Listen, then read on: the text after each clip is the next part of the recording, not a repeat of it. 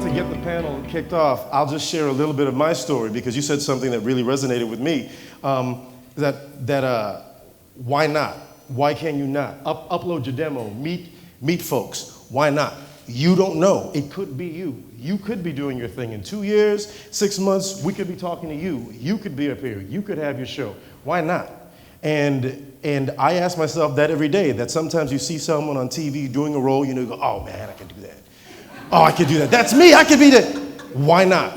And then you go, well, because, it's Hollywood. They know somebody. I'm going to just sit here and get high. No. No.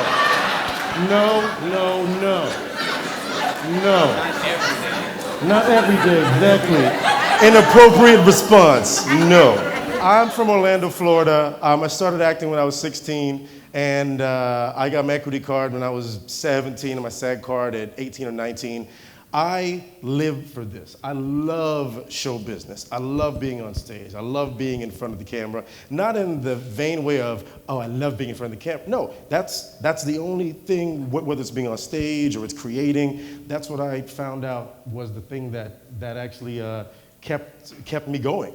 And even when I wasn't able to do that on this level, even when I was working at a theme park or a dancer on a cruise ship or background singing at weddings or singing at bar mitzvahs or doing kids parties or doing an improv show in North Hollywood for drag queens and 6 people in one audience, always asking myself, why not me?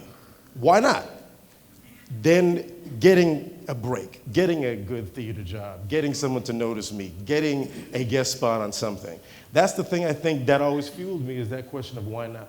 And that's what we're going to talk about tonight. We're going to talk to everyone on this panel, and we're going to hear their stories. And hopefully their stories will trigger something in you.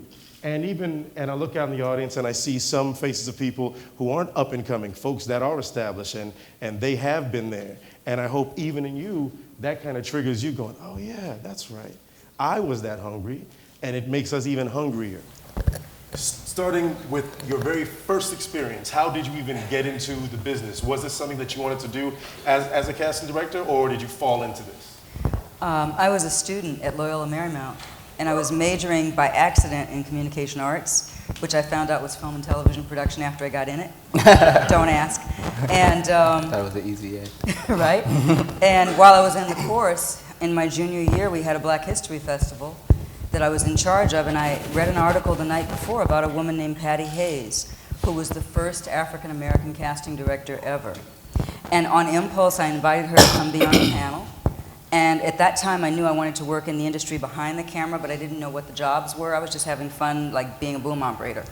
And when she came and spoke, I fell in love. It was like I have never looked back. I knew that's what I wanted to do. And so I started my own casting company in school so that I could finish. And I cast student films. And when I graduated, they gave me an office and a phone and a work-study budget, and I hired students to work for me while I came out and started from the ground up, working for Reuben Cannon as an intern and going all the way up. All right. Singleton, you? I'll keep it short. I think you can just talk. Can I talk? Yeah. Oh my God. Can you hear me? I think you can just talk, John. Anyway, I'm from Los Angeles. I always wanted to be in the film business. Oh, that's not right. I'm from LA. I always wanted to be in the film business. I grew up next to a drive-in theater. Those of you who are really from LA know LA. Remember the Century Drive-In on Century Boulevard. I had an apartment building right next to it. I used to watch movies all the time. So movies saved me from delinquency. And I ended up going to USC Film School and working hard. I interned for Reuben Cannon as well. I interned for a whole lot of people. And then I got a chance and I made Boys in the Hood. I'm trying to keep it short so we can get on to other questions. But that's what happened. I went to film school for 4 years and then I ended up making my first film. Wow. Yeah. I probably have a similar story for a lot of actors and actresses. I was doing it in elementary school, I was doing it in junior high school, and continued through high school and went to California Institute of the Arts and studied it in college, and got a degree in acting, which doesn't mean anything, but I No haven't. one cares here. No one cares. My first start actually as a professional actor was I brought a friend to meet a casting director because he got a part on this TV series Fame, and he needed an agent, and the casting director's sister was an agent, and I met her, and she said, oh, okay, I'll start working with you, and it was really that kind of fell out of a tree and just started to get out there. So when people ask me, well, what should I do? I was like, well, you should get a friend who's casting a TV show. Okay, my story's kind of odd. I'll take you back to high school. I auditioned for this school called Duke Ellington School of the Arts in D.C.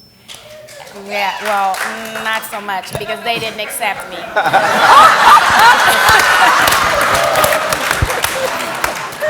I auditioned for Howard University, and that's where I studied, and I immersed myself in learning everything I could about the craft. I was always on the stage. And then when I started seeing people that walked the same halls as I did go off and make it, I was like, wow, I could really do something with this. Then I got knocked up, and The movie? You were in Knocked Up? no, that was my movie. Oh, yes. Yeah, it was the movie of my life. There you Yeah. So, but thank God my son ended up being the best part of my life because when I moved out here, not only was I prepared, I was focused. Because I couldn't run the streets, I couldn't club, I couldn't party. I was home being mama. It wasn't until I met my manager, Vincent Cerencione, who also manages Halle Berry. And he just knew exactly what to do with me. He sent me on an audition for the head of casting at Warner Brothers, and that next week I went in for Monica Swan, and then I was on Sister Sister, and then, you know, the ball kept rolling. But I wasn't a working actor until not even Baby Boy John. I had to go back to substitute teaching because it wasn't enough. You didn't pay me enough.